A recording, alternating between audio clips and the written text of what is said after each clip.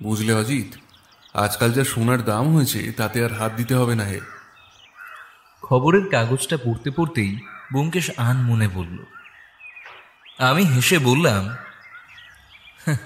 তা গত বলছে তোমার দৈনিক কালকেতু। ব্যোমকেশ খবরের কাগজটা আমার দিকে বাড়িয়ে দিল। আমি দেখে তো হতবাক। এ তো আকাশ ছোঁয়া দাম হে ব্যোমকেশ। সাধারণ মানুষের তো বিয়ে দেওয়ার সময় মাথায় হাত পড়ার জোগাড়। এমনিতেই মন্দার বাজার, তারপর সোনার দাম চড়েছে তুঙ্গে। তাও ভাগ্য ভালো যে আমার বিয়ে থা হয়নি। এই বাজারে কারো গিন্নির মাথায় যদি গয়না কেনার শখ জাগে তাহলেই হলো। ব্যোমকেশ আমার দিকে চোখ বড় করে তাকিয়ে বলল, আরে আস্তে আস্তে, দিন দিন তোমার বুদ্ধি তো দেখছি লোপ পাচ্ছে। রান্নাঘর থেকে সত্যবতী হঠাৎ বলে উঠল, ঠাকুরপো, তোমার বুদ্ধিটা ঠিকই আছে গো। তেনার তো স্ত্রীকে গয়না কিনে দেওয়ার কথা মনেই পড়ে না। ব্যোমকেশ একটু হেসে জবাব দিল, তাহলে যে আমায় অপরাধীদের দলে নাম লেখাতে হবে, সেখানে কাজ অপরাধীর হলেও পকেট বেশ ভালোই ভরে। বৌঠান বেরিয়ে এসে বলল, থাক, হয়েছে, সে করতে হবে না। যার সত্য অনুসন্ধান ছাড়া রাতে ঘুম আসে না, সে কিনা যোগ দেবে অপরাধীদের দলে? এখানে বোধ করি আমি সবচেয়ে সুখী ব্যক্তি।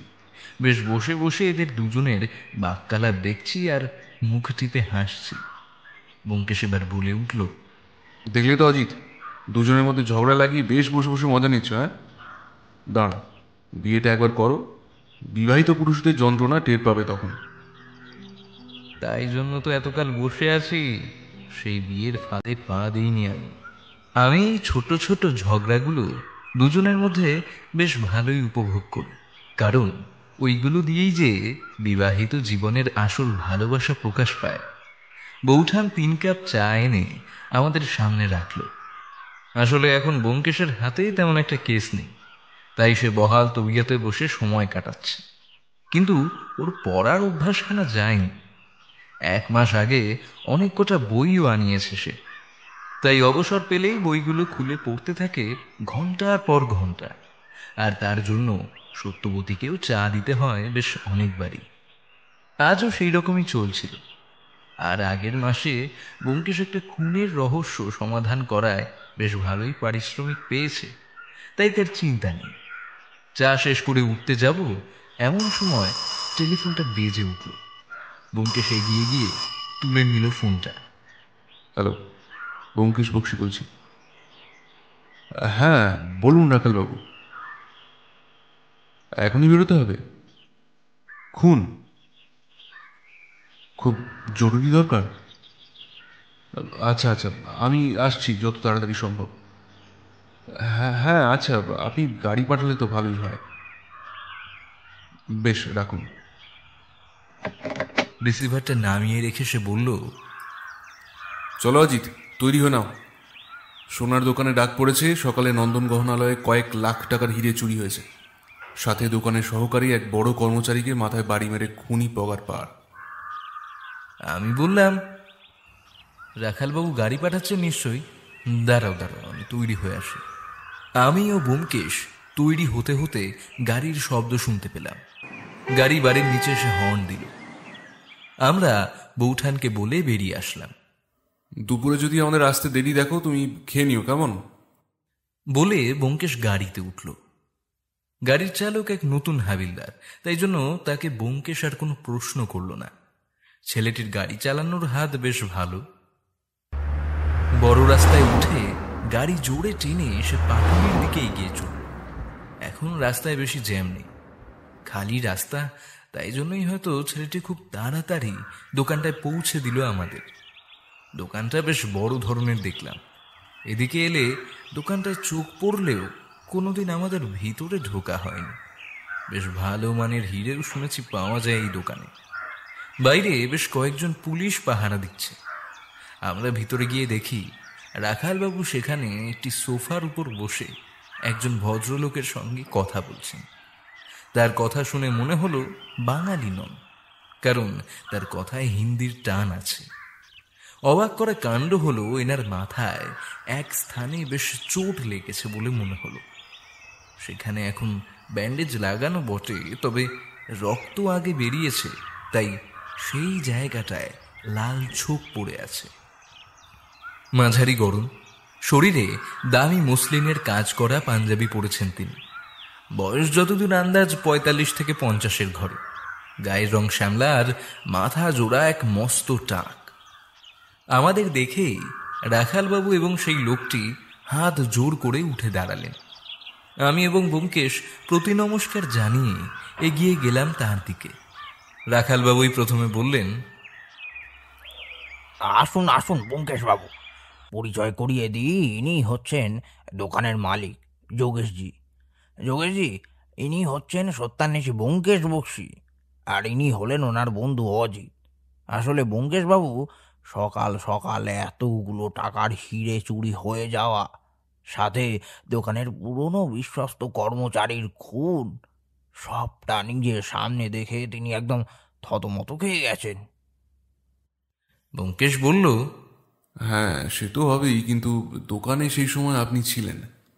বাকি অন্য কর্মচারীদের থেকে আপনি হয়তো ভালোভাবেই সমস্তটা বলতে পারেন। যোগেশজি নিজের মাথার চোটের দিকে একটু হাত দিয়ে দেখে নিয়ে বললেন, ব্যোমকেশ বাবু, আমি সাধারণ আদমি আছি। এই একটা দোকান আমার, তার উপর বাজার কেমন আপনি জানেন। তার মধ্যে এতগুলো রুপিয়ার হিরে চুরি কম না ব্যোমকেশ বাবু। তার জন্যই আমি রাখাল বাবুকে বলে আপনাকে ফোন করি। আচ্ছা, সে না হয় হলো। আপনি আমায় সমস্তটা খুলে বলুন তো, তবেই আপনার সাহায্য আমরা করতে পারবো। ব্যোমকেশ বলল, আচ্ছা আচ্ছা, আমি সব বলছি, শুনেন। আসলে আজ আমার দোকানে বেশ বড় হীরের অর্ডার আসিছিল। এই দোকানের নিয়মিত খদ্দের রেণু দেবী, যিনি এই হিরে আমার থেকে কিনতেন, তিনি আমায় সকালের টাইমে কল করে আসবেন বলেন। আমিও সেই মতো লোকার দিয়ে হিরেগুলো বার করে রাখি। রেণু দেবী দোকানে এলেন, আমাদের স্টাফদের সাথে খোঁজ গল্প করছিলেন, আর হীরের জন্য টাকা তো তিনি অ্যাডভান্স হিসেবেই দিয়ে গিয়েছিলেন। আজ এসে শুধু ডেলিভারি নিতে এলেন। আমার দোকানে তখন আমি বসে, সাথে আমার খাস কর্মচারী সঞ্জীব, যে এই সব কিছু দেখে, আর দোকানের ভিতর আর এক কর্মচারী রাতুলো ওখানে সব কিছু গুজগাছ করছিল। अचानक कहां से एक बड़ा ধরনের মুখোশ পরে, ও মুখোটা, হ্যাঁ, তো বন্দুক ধরা 3 জন ইনসান ভিতরে আসে।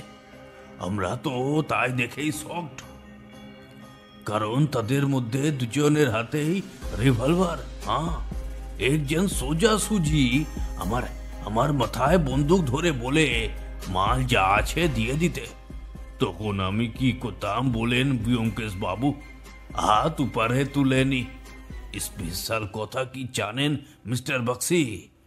তাদের সোনা দিতে চাইলাম, কেউ নিলে না। তাদের কাছে নাকি পাক্কা খবর আছে যেইখানে হীরা আছে, আর হীরাগুলো তো সঞ্জীবের হাতে এক ছোটি সি লাল পোটলি মে থা। সেইগুলো তারা নিয়ে যেতে চায়।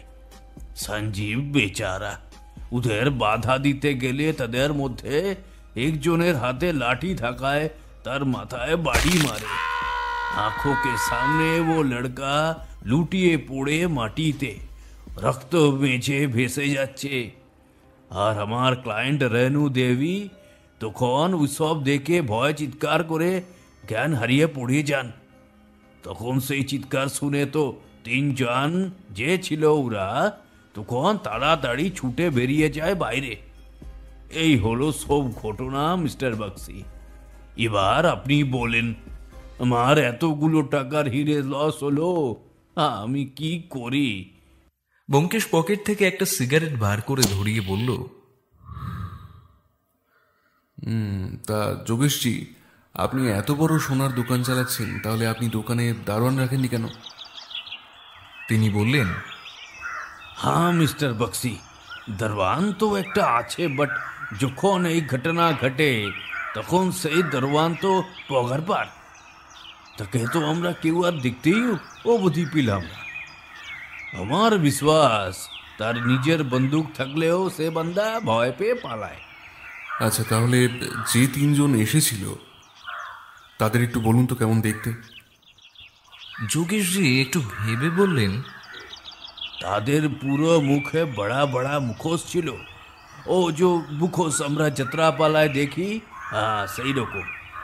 তাদের তো আমি দেখতেই পাইনি মিস্টার বাক্সি, বাট তাদের সবার বডি রোগা পাতলা ছিল, আর তাই জন্যই তো ও তো জোরে ভেগে গেল। এমন সময় হঠাৎ এক কনস্টেবল এসে খবর দিল যে লাল ব্যাগে তারা হিরে নিয়ে পালায় সেই ব্যাগটা পাওয়া গেছে। এতক্ষণ দোকানের বাইরের বসার জায়গায় বসেই কথা হচ্ছিল। ব্যোমকেশ উঠে বলল, রাখালবাবু, আমার সাথে একটু আসুন তো। দোকানের ভিতরে কোথায় খুন হয়েছে আমায় একটু দেখিয়ে দেবেন, আর দোকানের অন্য কর্মচারীদের সাথেও কথা বলবো। আমিও ব্যোমকেশের সাথে সাথে দোকানে ঢুকলাম। বেশ বড় ধরনের সোনার দোকান। কাচের বাক্সগুলিতে পরপর সাজানো আছে অনেক রকমের গয়না। বেশিরভাগ গয়না সোনার, তাতে আবার পাথরের কাজ করা রয়েছে। দোকানের মেঝেতে তখনও এক জোয়ান ছেলের মৃতদেহ পড়ে রয়েছে, তার পাশে এখন মার্ক করা রয়েছে। খুন হলে পুলিশ জায়গাটা বোঝার জন্য এই মার্কিং করে থাকে। ব্যোমকেশ এগিয়ে গিয়ে মৃতদেহের এপাশ ওপাশ ঘুরে দেখল। লাশ না ছুঁয়েই ব্যোমকেশ বলল, লাঠির আঘাত বেশ জোরেই মারা হয়েছে হয়তো, তা না হলে একবার মারাতেই কেউ এমনভাবে মরে যায় না। রাখালবাবু, আপনি এই বডি পরীক্ষা করার জন্য পাঠান, আর এর ব্যাপারে কিছু নতুন তথ্য জানতে পারলে আমায় তৎক্ষণাৎ জানাবেন। আর যোগেশজি, যে মহিলা আপনার দোকানে সেই ঘটনার সময় উপস্থিত ছিলেন, অর্থাৎ রেণু দেবী, তিনি এখন কোথায়? তিনি তো অজ্ঞান হওয়ায় তার শরীর খারাপ হয়ে গেল, তাই আমরা তাকে ছাড়তে বাধ্য হয়েছি। কিন্তু তার ঠিকানা আমরা জানি। আপনার দরকার হলে তেনাকে আমরা ডেকে নেব। রাখালবাবু বললেন। রাখালবাবু ব্যোমকেশের দিকে একটা কার্ড এগিয়ে দিলেন। অজিত, তুমি এটা রাখো, আমার কাজের মধ্যে এটা রাখা উচিত হবে না। আমিও ব্যোমকেশের কথা মতো তাই করলাম। এবার একটা ছেলেকে দোকানের পেছনের দিকটায় মন খারাপ করে বসে থাকতে দেখলাম। ব্যোমকেশ এগিয়ে গিয়ে বলল, তুমি রাতুল তাহলে? সে ছলো ছলো চোখে ব্যোমকেশের দিকে তাকিয়ে হ্যাঁ বলার ভঙ্গিতে মাথা নাড়ল। আচ্ছা, মানে আপনারা কি পুলিশের লোক? ব্যোমকেশ হেসে বলল, ভয় পাওয়ার কিছু নেই, আমি পুলিশ না, তবে এই খুন ও চুরির মীমাংসা করার জন্য আমায় ডাকা হয়েছে। আমার কিছু প্রশ্ন আছে, আশা করি তুমি তার সোজাসুজি জবাব দেবে। আচ্ছা, করুন আপনি, কিন্তু আমি আগেই বলে দিচ্ছি, আমি কিন্তু কিছু জানি না। আমার এমনিতেই অভাবে সংসার, বাড়িতে অসুস্থ মা আর ছোট বোন আছে, অভাবে পড়ে এই চাকরি করতে হচ্ছে আমায়। দেখো, একটি খুন হয়েছে এবং সেই সঙ্গে এত বড় চুরি, তাই সকলকেই কিছু না কিছু প্রশ্নের সম্মুখীন তো হতেই হবে। তাই আমায় সামান্য সহযোগিতা করলে সুবিধা হয়, কেমন? আচ্ছা, যখন এই চুরিটা হলো, দোকানের ভিতরে তুমি কি করছিলে? আমি দোকানের এই দিকে নিজের মনে গোছ গাছ করছিলাম, আর কিছু গয়না আমায় সাফ করে বাক্সে সাজিয়ে রাখার কাজ দিয়েছিলেন মালিক, তাই করছিলাম। আচ্ছা, তারপর কি হলো বলো। রাতুল বলতে থাকলো, আমি ভেতরে মালিকের বলা কাজ মন দিয়ে করছিলাম। হঠাৎ করে দোকানে ভারী গলার স্বর শুনতে পেয়ে এই ঘরের পর্দা দিয়ে দেখতে পাই তিনজন মুখোশ পরা লোক বন্দুক হাতে মালিক ও সঞ্জীবদার দিকে তাক করে আছে। আমি খুব ভয় পেয়ে যাই, তাই পর্দার আড়াল থেকেই দেখছিলাম। আমার বাড়িতে ইনকাম করার আর কেউ নেই, আমার কিছু হয়ে গেলে আমার পরিবার পথে বসে যাবে, তাই ভয়ে আমি কিচ্ছুটি করিনি। কিন্তু তখন ওরা দাদার মাথায় মেরে পালাচ্ছিল, বেরিয়ে যেতেই আমি সঙ্গে সঙ্গে পুলিশকে ফোন করে সবটা জানাই। আমি বুঝলাম সত্যি জীবনে কতটা কঠিন পরিস্থিতির চাপে এই মাত্র 15 থেকে 16 বছরের ছেলেটাকে কাজ করে পরিবারের মুখে অন্ন তুলে দিতে হয়। আমি ব্যোমকেশকে যদ্দূর জানি ও মানুষ চেনে। সে বলল, তুমি আসতে পারো, আর কোনো প্রশ্ন নেই, তবে যদি আবার কোনো দরকার লাগে ডেকে নেওয়া হবে। ব্যোমকেশ এগিয়ে গিয়ে দোকানের বাইরে থাকা পুলিশের হাত থেকে ছোট একটা লাল মতো থলে নিয়ে এপাশ ওপাশ ভালো করে ঘুরিয়ে দেখল। সে ওটাকে পকেটে চালান করে দিয়ে বলল, চলো অজিত, এখানকার কাজ মোটামুটিভাবে শেষ, বাড়ির দিকে রওনা দেওয়া যাক। রাখালবাবু, এখন আমরা চলি। নতুন কিছু তথ্য জানতে পারলে আমায় তৎক্ষণাৎ জানাবেন, আর মৃতদেহটিকে পরীক্ষা করতে পাঠান, তার রিপোর্ট আমার চাই। সব শেষে আমরা গাড়িতে উঠলাম। সেই পুলিশের জিপ আমাদের বাড়ি অবধি ছেড়ে দিল। ব্যোমকেশ বাড়িতে ঢোকার সাথে সাথেই স্নানে চলে গেল। বেশ বেলাও হয়েছিল, আর দোকানে আমরা প্রায় 2 ঘন্টা মতন ছিলাম, তাই পেটে খিদে একেবারে দম বৈঠক করছিল। আমিও স্নান সেরে নিয়ে একসাথে খেতে বসলাম। খেতে খেতে ব্যোমকেশকে জিজ্ঞাসা করলাম, কি হে ব্যোমকেশ, কি বুঝলি কেসটার বিষয়? ব্যোমকেশ ভাতে আঙুল দিয়ে একটা জায়গা বানিয়ে তাতে ডাল ঢেলে দিতে দিতে বলল, অজিত, খাও ভাই, এখন খাওয়ার সময় কথা বলা মহাপাপ। আর এরপর মাংসের কালিয়া আছে, সেটা উপভোগ করার জন্য খোলা মন চাই। তারপর মাথাটা খুলবে, বুঝলে? তারপর সবটা খুলে বলবো। আর কি করা যায়, অগত্যা আমি খাওয়ায় মন দিলাম। খাওয়া দাওয়া শেষ করে ব্যোমকেশ বারান্দায় এসে একটা সিগারেট ধরান। আসলে বৌঠান আসার পর আমার বন্ধু বেশ জব্দ, কারণ দিনে খুব বেশি হলে 3 থেকে 4টে সিগারেট বরাদ্দ। ব্যোমকেশকে আমি এটা মানতে দেখেছি। দুপুরে খাওয়ার পর সে একটা খায়। ব্যোমকেশ সিগারেট একটা বড় টান দিয়ে বলল, অজিত, যাও তো, ঘর থেকে একটা খাতা পেন নিয়ে এসো। এই বেলার সমস্তটা লিখে ফেলা দরকার, তাহলে সবটা পরিষ্কার হয়ে যাবে। আমিও ভিতরে গিয়ে ডায়েরি আর কলম হাতে হাজির। ব্যোমকেশ বলল, অজিত, তোমার কি মনে হচ্ছে বলো তো দেখি? অনেক দিন তো আমার সাথে আছো, এই চুরি আর খুন নিয়ে তোমার কি মতামত? আমি সত্যি অথই জলে পড়ে গেছি ভাইয়া, তাই তোমার ধারণা জানতে চাইছি আর কি। আমার মনে হয় এক সাধারণ চুরি। তো বাবা জীবনেরা কোথাও খবর পেয়েছে যে আজই এই দোকানে বড় হিরের ব্যবসা হবে, তাই তারা হানা দেয় দোকানে, আর তাদের বাধা দিতে গেলে খুন করে হিরে নিয়ে পালায়। ব্যোমকেশ একটু বিরোধিতা করে বলল, আহা অজিত, এতটা বড় একটা চুরি, কম টাকার নয়, সাথে আবার খুন, এ এত সহজ হলে তো হয়েই যেত, তাই না? চোরবাজারিরা এখন শুধু এখান থেকে তল্পা গুটিয়ে অন্য স্থানে চলে গেলেই তো হয়ে গেল। আমার কিংবা পুলিশের পক্ষেও তাদের ধরা অসাধ্য হয়ে যাবে। সত্যি ব্যোমকেশ ভুল কিছু বলেনি। অজিত, তুমি লিখে ফেলো তো আজ দোকানে যা যা হলো, আমি তারপর দেখব। যেমন বলা তেমনি কাজ। আমি বসে বসে সবটা লিখে ফেললাম। ব্যোমকেশ ছো মেরে আমার হাত থেকে ডায়েরিটা কেড়ে নিয়ে সবটা পড়তে থাকলো। তারপর আমায় বলল, তোমার কলমটা দাও তো অজিত। এই বলে পেন নিয়ে সে লেখার নিচেই ছোট ছোট করে কয়েকটা প্রশ্ন লিখে ফেলল। সেগুলো হলো, 1, এত বড় দোকান কিন্তু পাহারা এত কম কেন? 2, মাথায় একবার বাড়ি মারলে কি কেউ সঙ্গে সঙ্গে মারা যেতে পারে? 3, চোরের হাতে রিভলভার থাকতে লাঠির আঘাত মেরে খুন করবে কেন? 4, চোর পালানোর সময় লাল ব্যাগটা ফেলে যাবে কেন ফুটপাতের জমা জলে? তাদের তো ব্যাগে হিডেটা নিলে সুবিধা হতো। 5, রাতুল বলে ছেলেটা সবটা কি সত্যি বলছে? আমি বললাম, আচ্ছা ব্যোমকেশ, তুমি বাচ্চা ছেলেটাকে সন্দেহ করছো নাকি? ব্যোমকেশ বলল, চুরির সময় সে যেহেতু সেখানে উপস্থিত ছিল, তাই সন্দেহ তাকেও করতে হবে।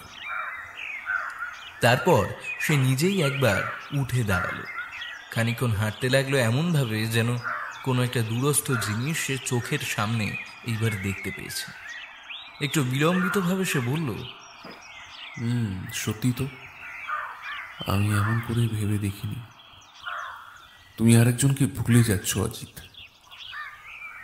রেণু দেবী কিন্তু সেইখানে ছিলেন, আর তিনি প্রথমবারই সেই দোকানে সোনার বদলে হিরে কিনতে আসেন। তাকে বাদ দিলে তো চলবে না। আমি এবার জিভ কাটলাম। এই রে, আমার জামার পকেটে যে সেই মহিলার ঠিকানা আর ফোন নম্বর ছিল। আমি দৌড়ে গিয়ে কাপড় জামা ধোয়ার জায়গায় গিয়ে দেখি না বাবা, সব ঠিকঠাকই আছে। আমি পকেট থেকে সেই কাগজটা বের করে ব্যোমকেশের কাছে নিয়ে যাই। ব্যোমকেশ কার্ডটা হাতে নিয়ে বলল, যে মহিলা হিরে কিনতে পারেন তার সাথে দেখা তো একবার করতেই হয়। কি বলো অজিত? আমি বললাম, তা যাবে নাকি? তাহলে বিকেলে সময় হবে কিনা ফোন করে জেনে নিতে হবে তো। দাঁড়াও অজিত, শুভ কাজে দেরি করে লাভ নেই। বলে সে বসার ঘরের টেলিফোনটার দিকে এগিয়ে গেল। আমি ঘরেই ছিলাম, তাও আধো আধো যা শুনতে পেলাম তা এই রকম। হ্যালো, আমি কি রেণু দেবীর সাথে কথা বলছি? নমস্কার, আমি ব্যোমকেশ বক্সী বলছি। আসলে হীরের দোকানের চুরি ও খুনের তদন্তে আপনাকে আমার দরকার। কখন আসলে ভালো হয় বলুন? আচ্ছা আচ্ছা, আমি পৌঁছে যাব, ধন্যবাদ। এইটুকু বলে ব্যোমকেশ ফোনটা রেখে দিল। ব্যোমকেশ আমার দিকে তাকিয়ে ঘরে যাওয়ার আগে বলে গেল, আজ বিকেল ঠিক 6টা নাগাদ তৈরি থেকো, আর আমি ঘুমিয়ে পড়লে তুলে দিও। আজ দুপুরে খাওয়া দাওয়াটা বেশ ভালোই হয়েছিল, তাই আমিও ভাত ঘুম দিলাম। ঘুম ভাঙল সত্যবতীর আওয়াজে। সন্ধে হতে চললো, দুজন নাক ডেকে ঘুমোচ্ছ, ওঠো এবার। ঠাকুরপো, তুমি তো অন্তত ওঠো, চা বানাতে বলেছি। আমি বুঝলাম বেশি সময় নেই যাওয়া, তাই তৈরি হয়ে বসার ঘরে গিয়ে বসলাম। বৌঠান 3 পেয়ালা চা সামনের টেবিলে রেখে বসল। আমি চায়ে চুমুক দিয়ে বললাম, বৌঠান, ব্যোমকেশ কিন্তু আমায় তাকে ঘুম থেকে তোলার দায়িত্ব দিয়েছিল। সত্যবতী একটু হেসে ডাক ছাড়ল। এরপর চা ঠান্ডা হয়ে গেলে কিন্তু আমি গরম করে দেব না। বৌঠানের ওষুধে কাঁচ দিল। ব্যোমকেশ দেখি সুর করে উঠে এসে সামনের পেয়ালায় চুমুক দিয়ে বলল, চাটা না করলেও হতো, সন্ধ্যাবেলায় এক ভদ্রমহিলার বাড়ি যাব, সে কি আর চা না খাইয়ে ছাড়বে? বৌঠান বললে, আচ্ছা, কিন্তু তোমাদের সকাল বিকেল চা কে দেয় সেটা আমি দেখব। ব্যোমকেশ বলল, আরে সত্য, রাগ করার কি আছে বলো? তোমার হাতে চা না খেলে আমার কি আর মাথা খোলে? থাক থাক, আর আদিক্ষেতা দেখাতে এসো না। কেসটা কি এসে আমাকে বলতে হবে কিন্তু। ব্যোমকেশ বলল, ছোট করে যা হয় তুমি তা তোমার ঠাকুরপোর থেকে শুনে নাও। বেশিক্ষণ বাকি নেই, যাই, আমি তৈরি হয়ে আসি। আমি বসে চা খেতে খেতে বৌঠানকে ছোট করে সমস্ত ঘটনা বললাম। ততক্ষণে ব্যোমকেশ দেখি তৈরি হয়ে এসেছে। চলো অজিত, এবার ওঠো, দেরি করা যাবে না। বেশি দূরে না আমাদের বাড়ি থেকে, মিনিট 20 হাঁটার পথ। গল্প করতে করতে পৌঁছে যাব। আমি সম্মতির স্বরে বললাম, তাই চলো তাহলে। আজ ফুটপাতে বেশি ভিড় নেই, তাও বর্তমান গাড়ির হর্নের আওয়াজ, পাশ দিয়ে যাওয়া বাসের কন্ডাক্টরের চিৎকার, ওপাশ দিয়ে ফেরিওয়ালার শব্দ, সব মিলিয়ে কিন্তু কলকাতা তার চেনা মেজাজেই বিরাজ করছে। রাস্তায় বাতিগুলো জ্বলে গেছে ইতিমধ্যেই। ব্যোমকেশ আর আমি পথের এক প্রান্ত দিয়ে হাঁটছি। ব্যোমকেশ আমায় বলল, চলো অজিত, একটা গলির ভিতর দিয়ে যাওয়া যাক। একটু অন্ধকার হবে ঠিকই, কিন্তু তাড়াতাড়ি হবে। সত্যি বেশ কম সময়ের মধ্যে আমরা সেই রাস্তা পেরিয়ে বড় রাস্তায় পড়ার সাথে সাথেই আমাদের চোখে পড়ল একটা পেল্লায় দোতলা বাড়ি। বাড়ির সদর দরজাটা আভিজাত্যের মুন্সিয়ানার জোরেই হোক কিংবা স্বয়ং মালিক পক্ষের ইচ্ছে, তার দৈর্ঘ্য প্রায় স্বর্গ অবধি বিস্তৃত হয়েছে। বেশ কয়েকজন পাহারাদার তার সামনে বসে পাহারা দিচ্ছে। আমাদের দেখেই তাড়াতাড়ি বড় লোহার দরজাখানা ধাতব শব্দ করে খুলে দিল। বুঝলাম আগে থেকেই বলা ছিল যে আমরা আসব। বিশাল বড় আলিশান বাড়ির বহিস্থ অংশে ঠিক সেই শোভা বজায় রাখার দায়িত্বে নির্মাণ করা হয়েছে বিশাল আকৃতির বাগান। কৃষ্ণচূড়া, অপরাজিতা, মাধবীলতা, বিবিধ গাছপালা এবং তাদের গায়ে আবার আলোর ব্যবস্থা করে রাখা। বাগান পেরিয়ে একটি গাড়ি বারান্দা রয়েছে, যেখানে কালো রঙের একটি অ্যাম্বাসেডর গাড়ি দাঁড়িয়ে আছে। ব্যোমকেশ এগিয়ে গিয়ে ডোরবেল টিপতেই সামনে আরেকটি চাকর এসে দরজা খুলে দিল আর আমাদের নিয়ে গেল বসার ঘরে। চাকরটা আমাদের বসতে বলে চলে গেলে আমি ঘরটিকে একটু পর্যবেক্ষণ করছিলাম। হ্যাঁ, এই ধরনের বাড়িতে হীরের গয়না আসা খুব একটা আশ্চর্যের বিষয় নয়। দেশি বিদেশি ভাস্কর্য দিয়ে যেভাবে গোটা বাড়ি সাজিয়ে রেখেছেন, এবং সেই সাথে মাথার উপর ঝুলছে মস্ত বড় ঝাড় লণ্ঠন, যার আলোর রোশনাই এই এত বৃহৎ বসার ঘরের কোণগুলিকেও আলোকিত করে রেখেছে। খানিকক্ষণ এইসব দেখতে দেখতেই ঘরে এসে প্রবেশ করলেন একজন ভদ্র মহিলা, বয়স আন্দাজ 40-এর কাছাকাছি। আর যে সমস্ত অলংকার তিনি পরে রয়েছেন, তাতে আর আলাদা করে বলে দিতে হয় না তিনি কতটা সম্ভ্রান্ত। আমরা উঠে দাঁড়িয়ে তাকে নমস্কার জানালাম। তিনিও প্রতি নমস্কার জানিয়ে বললেন, নমস্কার ব্যোমকেশবাবু, আমি আপনার নাম শুনেছি। আমি আপনাকে কিভাবে সাহায্য করতে পারি বলুন। ব্যোমকেশ সরাসরি কোনো ভনিতা না করেই বলল, সোনার দোকানে ঘটা সমস্ত ঘটনা আমরা জানি, সেটা আবার বলতে বলে বিরক্ত করব না। ছোট ছোট কিছু প্রশ্ন আছে, সেগুলো করেই উঠে পড়ব। ব্যোমকেশবাবু, তা নয় হলো, আপনি আমাদের বাড়িতে প্রথমবার এসেছেন। কি খাবেন বলুন, চা না কফি? ভদ্রমহিলার কথার মধ্যে বেশ শিক্ষা এবং সৌজন্যতার ছাপ রয়েছে। ব্যোমকেশ বলল, চা বলুন, সেটাই ভালো হয়। কি অজিত, চা চলবে তো? আমি বললাম, হ্যাঁ হ্যাঁ নিশ্চয়। রেণু দেবী তার চাকরকে ডাক দিয়ে বললেন চা আনতে। ব্যোমকেশ এবার প্রশ্ন উত্তর পর্বে প্রবেশ করল। আমার প্রথম প্রশ্ন হলো, আপনি কোন পেশার সঙ্গে যুক্ত? রেণু দেবী বললেন, আমি পেশা একজন অধ্যাপিকা, কলকাতা বিশ্ববিদ্যালয়ে পড়াই। আর আপনার স্বামী? আমার স্বামী রিয়েল এস্টেটের ব্যবসা আছে, তাই খুবই ব্যস্ত থাকেও। ব্যোমকেশ বলল, আচ্ছা, আপনি তো ওই দোকান থেকে সোনার জিনিস কিনতেন শুনলাম, তবে এই প্রথমবার হিরে কেন নিলেন? কোনো পারিবারিক অনুষ্ঠান আছে নাকি? খানিকটা সেরকমই বলতে পারেন। আসলে ব্যোমকেশবাবু, আসছে সপ্তাহে 3 তারিখ আমার আর আমার হাজব্যান্ড সুভাষিসের 15 ইয়ার্স অ্যানিভার্সারি পূর্ণ হবে। তাই জন্য আমি ওকে একটা সুন্দর হীরের আংটি দেব বলে ভেবেছিলাম। তার মানে আপনি বলছেন দোকানে সেই প্রথমবারের জন্য হিরে বিক্রি হওয়ার কথা ছিল? ব্যোমকেশ বলল, হ্যাঁ, সেই সঞ্জীব ছেলেটা তো আমায় তাই বলেছিল। ইনফ্যাক্ট ওই আমায় কিন্তু হিরেটা নেওয়ার কথা বলেছিল। বললেন রেণু দেবী। এরই মধ্যে চা এসে গেছে।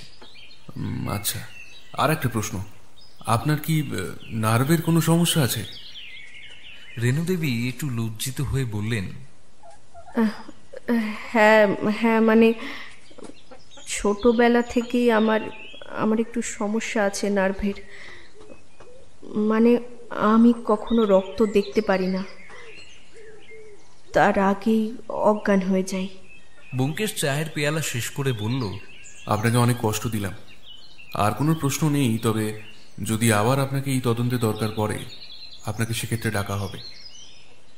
রেণু দেবী বললেন, আমার সামনে ছেলেটাকে শেষ করে দিল ওরা। ওদের যোগ্য শাস্তি হওয়া দরকার আছে ব্যোমকেশবাবু। আর রহস্যের কিনারা হলে আমায় কিন্তু জানাতে আপনি ভুলবেন না। ব্যোমকেশ মৃদু হেসে বলল, আচ্ছা ঠিক আছে, চলো অজিত, এবার বেরোতে হবে। আমরা নমস্কার জানিয়ে বেরিয়ে পড়লাম।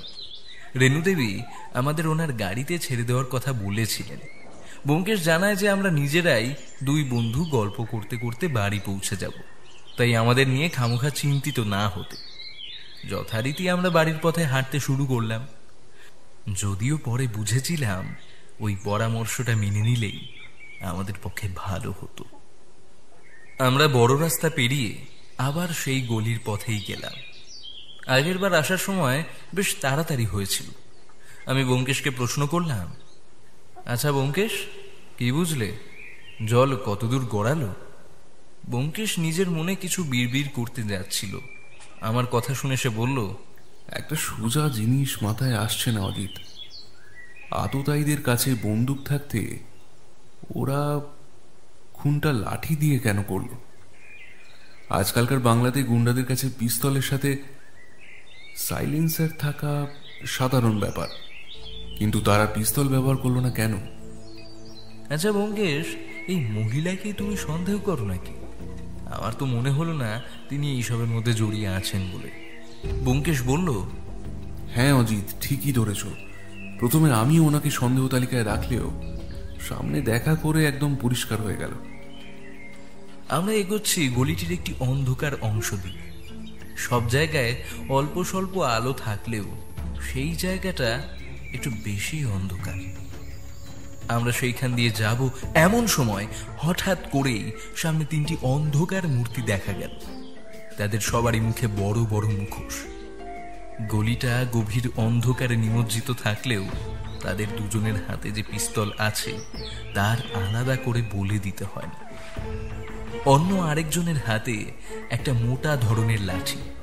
ওই পাশে একটা বড় ডাস্টবিন ছিল, তার চারপাশে বড় ময়লার স্তূপ। ওইখানেই ওরা হয়তো গা ঢাকা দিয়ে লুকিয়েছিল। ব্যোমকেশ আমার হাতে মৃদু একটা চাপ মেরে বলল, ভয় পেও না অজিত, চুপচাপ দাঁড়িয়ে থাকো। এমন সময় পিস্তলধারী একজন এগিয়ে এসে জোর গলায় বলল, বড় বার বেরোছো দেখছি বাসাদনেরা। হিরে চুরির কেসে আমাদের ভাসিয়ে দেবেন নাকি ব্যোমকেশ বাবু? হ্যাঁ, কিন্তু তার আগে তো আপনাদের এখানেই খতম করে দেবো। হ্যাঁ,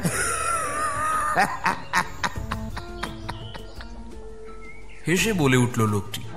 ব্যোমকেশ চুপ ছিল এতক্ষণ। হঠাৎ যেন তার মুখে একটা হাসি দেখা দিল। ব্যোমকেশ হেসে বাজখাই গলায় নির্ভয়ে জবাব দিল, আচ্ছা, তাহলে সেদিন সঞ্জীবের খুনটা মাথায় আঘাত দিয়ে করলেন কেন? বন্দুকে গুলির অভাব পড়েছিল নাকি? ওদের মধ্যে আবার সেই লোকটা বলে উঠল, একদম চুপ, বেশি কথা বললে না গুলি মেরে তোর খুলি উড়িয়ে দেবো। ব্যোমকেশ নিজের পকেটে হাত ঢুকিয়ে বের করে আনলো ওর রিভলভারটা।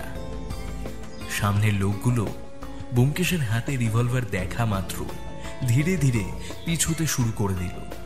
ব্যোমকেশ এবার হেসে বলে উঠল,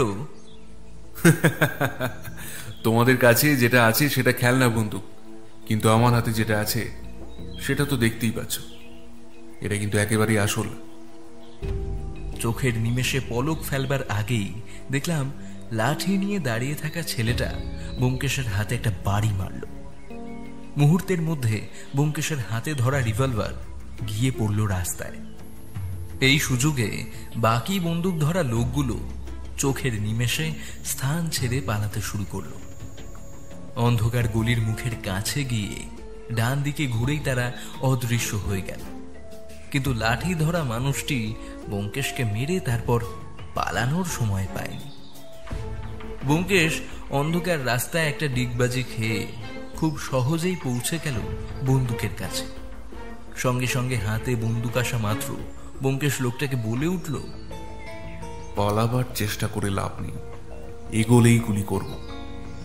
অজিত, তুমি ওর হাত থেকে লাঠিটা কেড়ে নাও। আমিও ব্যোমকেশের বলা কথা অক্ষরে অক্ষরে পালন করলাম।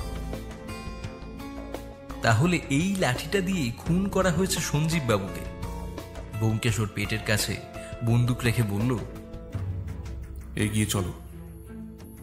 লোকটা এতক্ষণে পরিষ্কার বুঝতে পেরেছে যে ব্যোমকেশ তাকে সহজে ছাড়বে না, তাই সে হাত দিয়ে মুখোশটা খুলে ফেলল। আমাদের দিকে তাকিয়ে সে কাতর কণ্ঠে বলল, আমি হার স্বীকার করছি, আমি পালাবো না। চলুন চলুন, কথা নিয়ে যাবে, চলুন।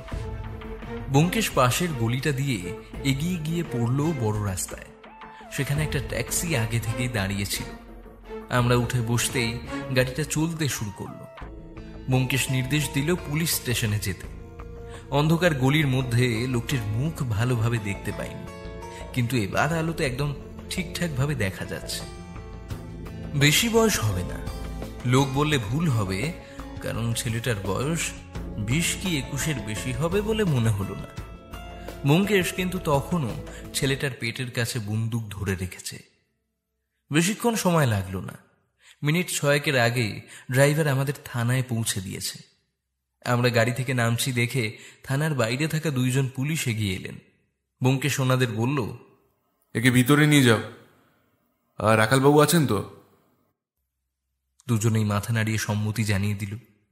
আমিও ওদের সাথে থানার ভেতর প্রবেশ করলাম। সামনে চেয়ারে বসে দেখি রাখালবাবু তার লাঠির ডগা দিয়ে মাথা চুলকোচ্ছিলেন। আমায় দেখে উঠে বললেন, আরে অজিত বাবু, আপনি এই সময়? আর ব্যোমকেশ বাবু কই? আমি কথা বলতে যাব তার আগেই ট্যাক্সি ভাড়া মিটিয়ে দিয়ে থানার ভিতর এসে ব্যোমকেশ বলল, একে শ্রীগড়ে চালান করুন, বেশি সময় নেবেন না। আমিও ভিতরে যাব, ওকে কিছু প্রশ্ন করার আছে। রাখালবাবু বেশি দেরি না করে লকআপের ভেতর চালান করে দিল ছেলেটিকে। ব্যোমকেশ দেখলাম চেয়ার থেকে উঠে লকআপের গেট দিয়ে ভেতরে প্রবেশ করল। আমি, রাখালবাবু এবং সেই সঙ্গে একজন ইয়া মোটা লাঠি ধরা কনস্টেবল প্রবেশ করলেন ওর পিছু পিছু। রাখালবাবু প্রথমে বেশ তেজস্বী কণ্ঠে বললেন, তোদের এত বড় সাহস, হ্যাঁ? আমার এলাকায় তোরা চুরি করিস, আমার সাথে খুন? তোদের 3 জনের কত বছর সাজা হবে জানিস? এই তো কচি বয়স, এই বয়সে মানুষ খুন, হ্যাঁ? সে ছেলেটি রাখালবাবুর দিকে তাকিয়ে অবাক হয়ে বলল, খুন? এ কি বলছেন আপনি? আমরা ছোটখাটো চুরি ছিনতাই করে থাকি, কিন্তু আমরা কোনোদিন খুন টুন করিনি। রাখালবাবু হেসে বললেন, আরে সব খুনি খুন করে এসে এই কথাই বলে যে সে খুন করেনি। ছেলেটি বলল, আপনার হয়তো কোথাও ভুল হচ্ছে। ব্যোমকেশ এবার মুখ খুলল। তা তুমি বলছো তোমরা খুন করো না? তাহলে দোকানে সঞ্জীবকে লাঠি ডাকাতে খুনটা কে করলো? আমি? ছেলেটা যেন আকাশ থেকে পড়ল। কি বললেন আপনি? সঞ্জীব খুন হয়েছে? ব্যোমকেশ শান্তভাবে বলল, তোমাদের লাঠির আঘাতেই সঞ্জীবের মৃত্যু ঘটেছে।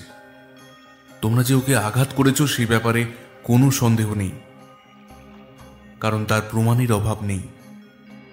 সে এবার জোরদার দাবি করল, না না না, এটা হতে পারে না। কারণ যিনি আমাদের এই নকল চুরি করতে বলেছিলেন আর সাথে তার জন্য টাকা দিয়েছিলেন, আমরা তাকে খুন করতে যাব কেন? আর তাকে আঘাত করাটা তো একটা সাজানো নাটক ছিল। তাকে এমন ভাবে মারা হয় যে আঘাতে রক্ত বের হবে কিন্তু বেশি ক্ষতি হবে না। আর আঘাতটা তিনি আমাদের করতে বলেছিলেন আগে থেকেই, তাহলে আমরা কেন তাকে খুন করব? আমরা সবাই সেই ছেলেটার কথায় অবাক। এ কিভাবে সম্ভব? এ যা বলছে তা যদি সত্যি হয় তবে তো পুরো ঘটনাটা এটাই দাঁড়ায় যে সঞ্জীব ওদের টাকা দিয়েছিল চুরি করানোর জন্য, আর সেই তো মিস রেণু দেবীকে হাড় কেনার জন্য বলে। তবে পুরোটাই কি সঞ্জীবের চাল ছিল? রাখালবাবু রেগে বলে উঠলেন, গল্প বানানো হচ্ছে এখানে বসে, হ্যাঁ? লাঠি মেরে ঠান্ডা করে দেবো একেবারে। ব্যোমকেশ বাবু, একে আমার হাতে ছেড়ে দিন। সত্যি কথা কিভাবে বার করতে হয় আমি ভালো করেই জানি। আপনাকে সামনে পেয়ে আষাঢ়ে গপ্প শোনাচ্ছে। দাঁড়ান রাখালবাবু, ওকে ওর কথা শেষ করতে দিন। ও তো অন্তত অন্য অপরাধীদের মতো দোষ অস্বীকার করে সময় নষ্ট করছে না। রাখালবাবু পিছিয়ে গেলেন। তুমি নির্ভয়ে সবটা বলো। আর তোমার নাম তো জানা হয়নি, তোমার নাম কি? আগে আমার নাম আলী। আমার কথা আপনারা বিশ্বাস করুন, আমি কোনো ভুল কথা বলছি না। যে খুন আমরা করিনি সে খুনের সাজা আমরা কেন পাবো? ব্যোমকেশ বলল, তোমার মুখের কথা কেউ বিশ্বাস করবে না। আর তোমরা যে আঘাত করেছো সেটা সত্যি হয়তো মস্তিষ্কের ভুল জায়গায় লেগে ওর মৃত্যু ঘটেছে, সেটা তোমরা কোনোভাবেই অস্বীকার করতে পারবে না। হঠাৎ এমন সময় থানার টেলিফোনটা বেজে উঠল। রাখালবাবু বেরিয়ে গেলেন। ব্যোমকেশ ওকে আরও কিছু প্রশ্ন করছিল। বেশ কিছুক্ষণ পরে রাখালবাবু ফিরে এলেন। তার মুখ হতবাক। তিনি যেন কিছু শুনে ভীষণভাবে অবাক হয়ে গেছেন। ব্যোমকেশ বাবু, এই মাত্র আমাদের পুলিশের ডাক্তার সাহেব ফোন করেছিলেন। তিনি সঞ্জীবের দেহ পরীক্ষা করে কিছু তথ্য জানতে পারেন যে সঞ্জীবের মাথায় একটা না মোট 3টে ক্ষত স্থান পাওয়া গেছে। তার মানে তাকে একবার নয়, কম করে 3 থেকে 4 বার মাথায় আঘাত করে খুন করা হয়েছে। ব্যোমকেশ আরাম করেই চেয়ারে বসেছিল, কিন্তু রাখালবাবুর কথা শুনে উঠে বসল। আপনি ঠিক শুনেছেন তো? রাখালবাবু বললেন, মাত্র নিজের কানে যেটা শুনলাম তাতে ভুল হবে না ব্যোমকেশ বাবু। এবার আলী নামক ছেলেটি বলে উঠল, আপনাকে বলেছিলাম না আমাদের কোনো দোষ নেই, আমরা এই খুন করিনি। রাখালবাবু বললেন, তবে এই খুন করলো কে, আর কেনই বা করলো, আর হিরেগুলো গেল কোথায়? ব্যোমকেশ চেয়ার ছেড়ে উঠে পড়ল। রাখালবাবুকে সে নমস্কার জানিয়ে বলল, নমস্কার। আজ তাহলে উঠি। আমার যা যা জানার ছিল সব জানা হয়ে গেছে। একটা প্রশ্নের উত্তর খোঁজা শুধু বাকি আছে, সেটা পেয়ে গেলেই এই তদন্তে জবনিকা পতন ঘটানো সম্ভব হবে। ওঠো হে অজিত, রাত হয়েছে, বাড়ি ফিরতে হবে। রাখালবাবু বললেন, আমার জিপে আপনাদের ছেড়ে দিতে বলি? ব্যোমকেশ বলল, তাহলে তো বেশ ভালোই হয়। আর রাখালবাবু, আপনাকে আর একটা কাজ দেওয়ার আছে, ভালো করে শুনুন। এই ছেলেটাকে সাথে নিয়ে বাকি দুইজনকে ধরার ব্যবস্থা করুন। বেশি দেরি আমি চাই না। ঠিক আছে ব্যোমকেশ বাবু, আপনি নিশ্চিন্তে বাড়ি যান। দরকার হলে আমি আজ রাতের মধ্যেই ওদের ধরে নেওয়ার ব্যবস্থা করছি। ব্যোমকেশ আর আমি জিপে চড়ে বাড়ির দিকে রওনা দিলাম। যেতে যেতে ব্যোমকেশ বলল, অজিত, তুমি কিন্তু আজকের লোকগুলোর হামলার ঘটনা কিছু বলবে না সত্যকে। ও শুধু শুধু চিন্তা করবে। আমি বললাম, ঠিক আছে ব্যোমকেশ, কিন্তু তোমার মাথায় চুলছেটা কি বলো তো? আর হাতের অবস্থা কেমন? লেগেছিল জোরে? না না, সে আমি ঠিক আছি। আমার মাথায় তো কিছু আসছে না। খুনের ব্যাপারটা এত গোলমেলে, তার উপর আবার হিরে। অজিত, তোমায় এত চিন্তা করতে হবে না। কালকের দিনটা সময় দাও, সব রহস্য উদ্ঘাটন হয়ে যাবে। বাড়ি গিয়ে খাওয়া দাওয়া শেষ করে আমি আর ব্যোমকেশ নিজের ঘরে শুতে গেলাম। আসলে আজকে যা ধকল গেছে বলে বোঝাতে পারবো না, কিন্তু আমার অভ্যাস আছে ঘুমোতে যাওয়ার আগে খাতাটা খুলে একটু লেখা, কারণ পরে লিখতে গেলে যদি ভুল হয়। পেন নিতে গিয়ে হঠাৎ আমার চোখ গেল টেবিলের দিকে। সেখানে এত পিঁপড়ে এলো কোথা থেকে? ছোট ছোট লাল পিঁপড়ে। আমি উৎস লক্ষ্য করে দেখলাম, এ তো সেই লাল ব্যাগটা যেখানে হিরেগুলো ছিল। ব্যোমকেশ আর আমি বেরোবার আগে কথা বলতে বলতে এখানেই ব্যাগটা ভুলে ফেলে রেখে গিয়েছিলাম হয়তো, কিন্তু আমি এটা বুঝতে পারছি না এত পিঁপড়ে আসবে কোথা থেকে এইখানে। আমি ব্যোমকেশকে সঙ্গে সঙ্গে ডাকলাম। ও সত্যবতীর সাথে গল্প করছিল। আমি ডাকতেই দ্রুত চলে এলো। কি হলো অজিত, রাতের বেলা এত হাঁক ডাক কিসের? আমি কথা না বলে সরাসরি আঙুল দিয়ে ওই ব্যাগটার দিকে দেখিয়ে দিলাম। ব্যোমকেশ এগিয়ে গেল সেই দিকে। আচ্ছা অজিত, তুমি কি ব্যাগটার পাশে চিনি জাতীয় কিছু রেখেছিলে নাকি? আমি তো সারাদিন আজ তোমার সাথে সাথেই ছিলাম, তাহলে কিভাবে করব বলো? আর আজ আমি এখানে বসে চাও তো খাইনি, তবে পিঁপড়ে আসা তো অসম্ভব। ব্যোমকেশ কিছুক্ষণ নিচের দিকে তাকিয়ে একটু পায়চারি করে নিল। আমি জানি ও এখন কিছু একটা নিয়ে ভাবছে। আমি চুপচাপ বসেছিলাম খাটের উপর। হঠাৎ করেই ব্যোমকেশ হাসি মুখে আমার বিছানায় ধপ করে বসে পড়ল। অজিত, তুমি কি কিছু বুঝতে পারছো না, নাকি আমি যেটা ভাবছি তুমিও সেটাই ভাবছো? এত সোজা ব্যাপারটা আমার মাথায় আগে কেন আসলো না বন্ধু? তাহলেই তো কেসটা শেষ হয়ে যেত। ধন্যবাদ অজিত, এত সহজ ব্যাপারটা ধরিয়ে দেওয়ার জন্য। অসংখ্য ধন্যবাদ বন্ধু। আমি বিস্মিত হয়ে বললাম, তুমি কি বলছো আর কি বুঝলে? আমার মাথায় অন্তত ঢোকেনি। কাল সকালটা হতে দাও, সব মাথায় ঢুকে যাবে। সব রহস্যের সমাধান হয়ে গেছে। এখন চটপট ঘুমিয়ে পড়ো। পরের দিন সকালে ঘুমটা বেশ দেরিতেই ভাঙল। উঠে দেখি বেলা 9টা হয়ে গেছে। আমি একটু খবরের কাগজটা উল্টে পাল্টে দেখছিলাম। এমন সময় ঘরের দরজা খুলে ভিতরে ঢুকলো একজন বছর 50-এর লোক। তার মাথায় টুপি, চোখে গোল গোল চশমা, তাতে আবার ফিতে বাঁধা আছে, সেটা গলায় ঝুলছে। নাকের ডগায় একটা ছোট গোঁফ, পরনে সিল্কের কাজ করা পাঞ্জাবি। এক ঝলক দেখে মনে হচ্ছে যেন কোনো ব্যবসায়ী মানুষ, কিন্তু আমাদের ঘরে আর কি চাই? আমি জিজ্ঞেস করলাম, আপনি কে? এখানে কি কিছু দরকার আছে? হঠাৎ চেনা গলায় উত্তর এলো, তুমি যখন চিনতে পারোনি তাহলে কেউ বুঝতে পারবে না, নিশ্চিত হওয়া গেল। এ যে ব্যোমকেশ, ছদ্মবেশে এসেছে। ওর আবার ছদ্মবেশ নেওয়ার কারণ কি? ওকে জিজ্ঞাসা করতেই বলল, সব বুঝতে পারবে। 10 মিনিটের মধ্যে তৈরি হয়ে নাও। রাখালবাবু জিপ নিয়ে আসছেন, আমাদের এখান দিয়ে নিয়ে যাবেন। আর তার আগে চলো তোমাকে একটু সাজিয়ে নেওয়া যাক। বলতে না বলতেই ব্যোমকেশ ওর বাক্স খুলে আমার মাথায় পরিয়ে দিল একটা পরচুলা, আর আমার নাকে সেটে দিল এক মস্ত গোঁফ। আমার পুরনো একটা সিল্কের পাঞ্জাবি ছিল, সেটা গলিয়ে নিলাম। হালকা জলখাবার খেয়ে নিতে নিতে গাড়ির শব্দ পেলাম। বুঝলাম রাখালবাবু এসে পড়েছেন। আমি ও ব্যোমকেশ ছদ্মবেশে রাখালবাবুর গাড়িতে উঠলাম। তিনি বললেন, আরে মশাই, আপনাদের তো আমি চিনতেই পারছি না। ব্যোমকেশ ওনাকে বলল, আমার কথা ছাড়ুন, আপনাকে যা যা বলেছিলাম সব মনে আছে তো? রাখালবাবু উত্তর দিলেন, আপনাকে কিচ্ছু চিন্তা করতে হবে না। মোট জন 20 পুলিশ ওই আশেপাশে থাকবে। আপনি ইশারা করলেই ওরা চলে আসবে। দোকানে কিন্তু আমি আর অজিত যাব, আপনি ওদের সাথে একটু দূরে থাকবেন। আর অজিত, তুমি যত পারবে কথা কম বলার চেষ্টা করবে, আর যদি কথা বলো তবে গলার আওয়াজ একটু ভারী করে বলবে। বাকিটা আমি সামলে নেব, আর বেশি সময় নেব না, খুব তাড়াতাড়ি মিটে যাবে। কথা বলতে বলতে আমরা পৌঁছে গেলাম যোগেশজির দোকানের সেই রাস্তার মোড়ে। আমি আর ব্যোমকেশ সেই রাস্তা ধরে হেঁটে এগিয়ে গেলাম। আজ দেখি দোকানের সামনে 2 জন দারোয়ান। মনে হয় এখন নিরাপত্তা ব্যবস্থা বাড়ানো হয়েছে। ব্যোমকেশ হেসে বলল, তুমিও যদি কিছু না করেই 10 লাখ টাকার মতো হাতে পাও, তুমিও তোমার বাড়ির সামনে এইরকমই দারোয়ান বসাবে হে অজিত। আমি ওর কথার মাথা মুন্ডু কিচ্ছু বুঝতে পারলাম না। আমরা 2 জন এবার দোকানে প্রবেশ করলাম।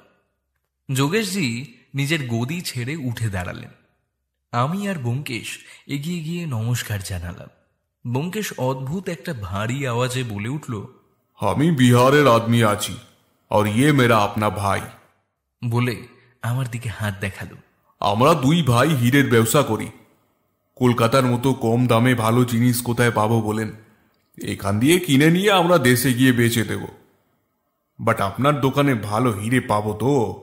আমার এই ভাই এক ভালো হীরের জহুরি আছে, যদি ওর হিরে পছন্দ হয় তবেই হাম খরিদেঙ্গে।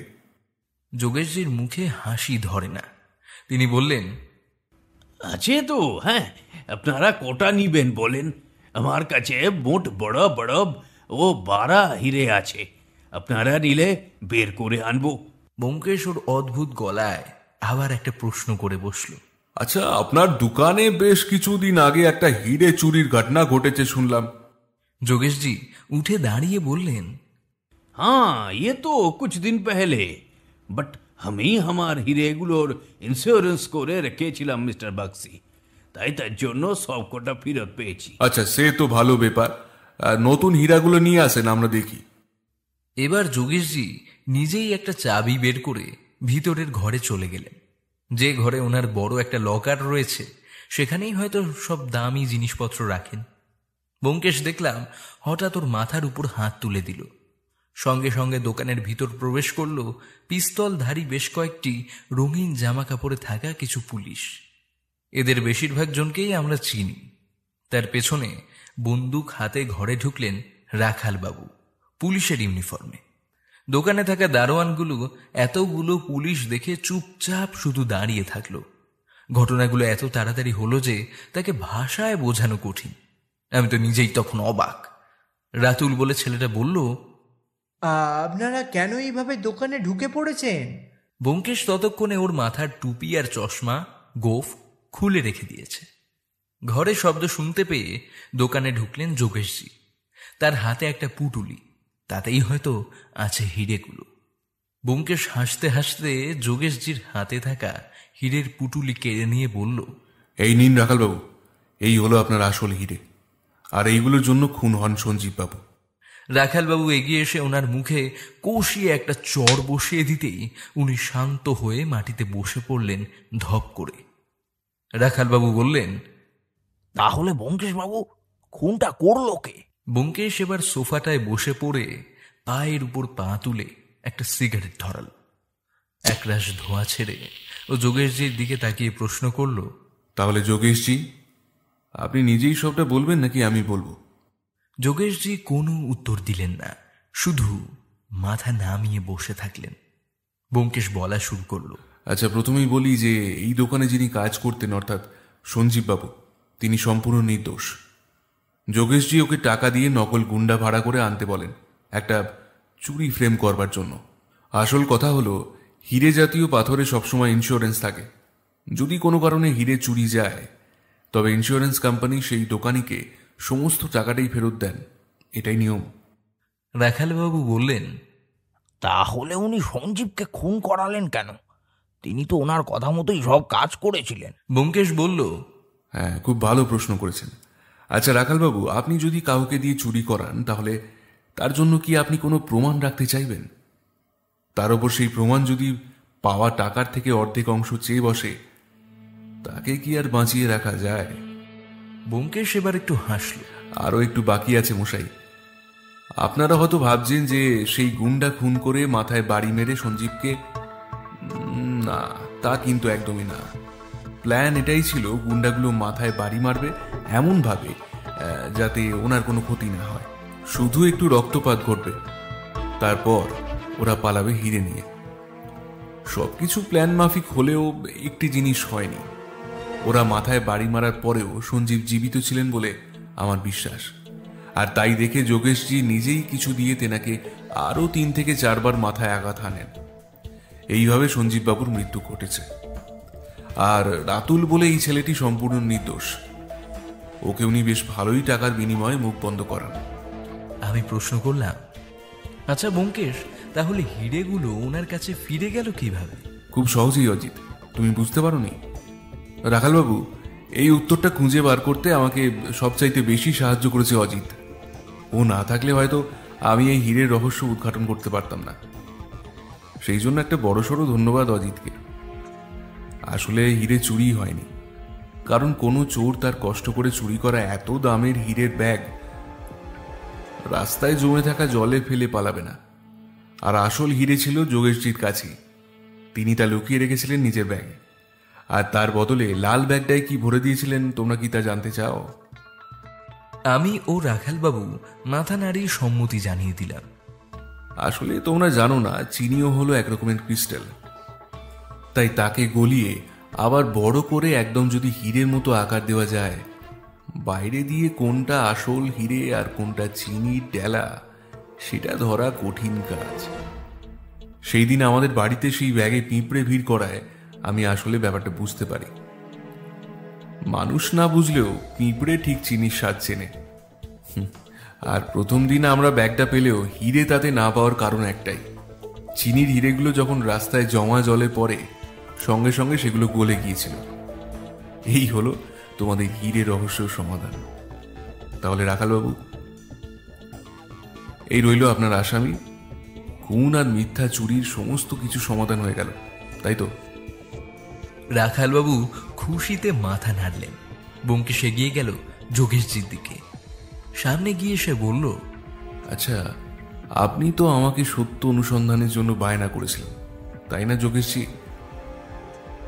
তাহলে আপনার সত্য অনুসন্ধান সম্পূর্ণ, কি বলেন? ও হ্যাঁ, এই সত্য অনুসন্ধানের জন্য আমার উপযুক্ত পারিশ্রমিক হিসেবে এই হিরেগুলোর মধ্যে একটি হিরে আমি রাখলাম। আপনার কোনো আপত্তি নেই তো রাখালবাবু? রাখালবাবু হেসে বললেন, আপনি যে এই কেসের সমাধান করে দিলেন, এ কাজ ব্যোমকেশ বক্সির দ্বারাই সম্ভব। এটা আপনারই প্রাপ্য। চলুন রাখালবাবু, আমি এবার উঠলাম। সমস্ত কাজ যখন শেষ, বাকি যা যা ব্যবস্থা তা আপনি করুন। আর অবশ্যই বিকালে পারলে বাড়িতে আসবেন, চা খাওয়ার আমন্ত্রণ রইল। চলো, ওঠো অজিত। বলে নমস্কার জানিয়ে বেরিয়ে এলাম আমরা। রাস্তায় বেশ রোদ উঠেছে আজ। ব্যোমকেশ হিরেটা পকেট থেকে বার করে আনলো। রোদের আলোয় সেটা চকচক করছে। আমার দিকে তাকিয়ে হাসতে হাসতে সে প্রশ্ন করল, আচ্ছা অজিত, তোমার বউঠানের গলায় হীরের নেকলেস কেমন মানাবে ভায়া?